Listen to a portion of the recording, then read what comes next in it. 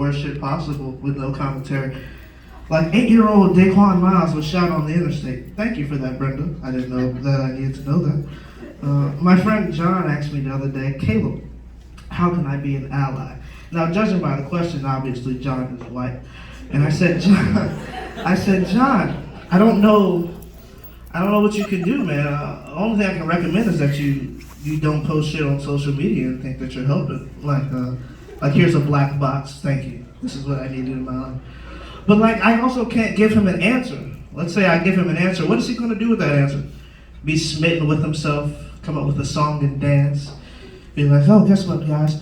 I've been working on my racism all the long day. What am I gonna do with that? I can't help him. He just has to, he recognizes a problem and he knows there's a problem.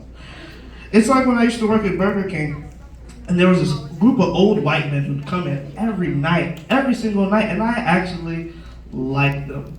I was working at the only Burger King that played Fox News on the TV, and one night, this lovely group of old white men stopped me, and I used to engage with them because I used to be like, why? Because I just didn't understand. And then one night she stopped me, this guy named Robin, he said, Caleb, do you know why all black people have brown eyes? Now, judging by the setup, obviously you can tell how racist this joke is about to be. So he said, Caleb, do you know why all black people have brown eyes? I said, no, Robert. Why do all black people have brown eyes? He said, because they're full of shit up to here. I said, I laughed, but nothing was funny. Nothing was funny at all. That was the first night I said, you know what? These reparations may not come from the government, but I'm gonna seek them out myself. So I put my knees in a bra for the very first time that night. My first catfish was a white man named Mark, obviously. I sent him the picture of my knees in the bra, and he said, are them your knees, bitch? I said, and then what if they are? He said, yes, ma'am. I said, yeah.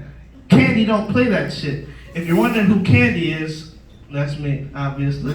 It took me some time to find out who I was, how to work the angles, what size my knees were. Turns out I'm a 36B.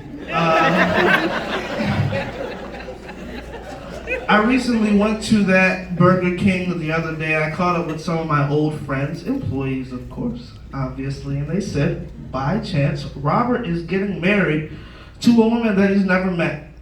What's her name? Candace. Right?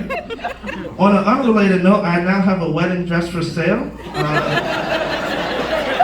If anybody is interested in that, please, by all means, let me know. I swear, it's unrelated to the story I just told you. But I do have a wedding dress for sale. Retail value $1,500. I'll give it to you for $75. Anyway, what I did with those reparations, though, since I've started Scared White, was buy things that I've always loathed buying, such as groceries. And have you ever starved in a house full of groceries? Like, out of sheer laziness, you have a freezer full of food and you decide, you know what, let me starve. One time I ate yellow rice and barbecue sauce. There was no meat, it was just yellow rice and barbecue sauce. And I said, yeah, this is way better than that chicken in the freezer. But one day I decided, you know what? I'm actually gonna cook for myself. So I went to the store, because the issue, I said, the issue isn't with the food being frozen. It's just, if it was fresh, I'd cook for myself. So I bought myself 2 salmon fillets, some potatoes, and some nice string beans. But it turns out, the food being frozen was not the problem. Those fillets have now sat in my fridge so long that they're now expecting children. And I'm pleased to announce that I'm going to be a godfather, which is one of the highlights of my life, because now I get someone to share my music with, because people hate getting in the car with me, mainly because my playlist is so broad. You can easily go from like a How I Got to Memphis. Is anybody familiar with the song? If you're not familiar with the song, by all means, let me put you on the song. So the song starts, it's by Bobby Bear, and it goes, you know, if you love somebody enough, you go where your heart wants to go.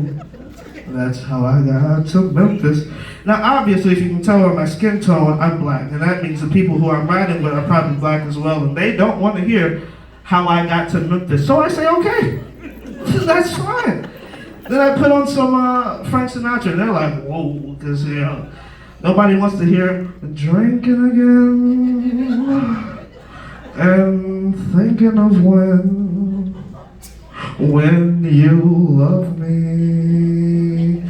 By this point, everybody is trying to get out of my car because they're quite unfamiliar with the Rat Pack and Frank Sinatra. So I always play something that we can always agree on, which is the classic by Snoop Dogg and Dr. Dre, which is bitches ain't shit but hoes and drinks. You know, thank you, ladies and gentlemen. That is all I have for you tonight.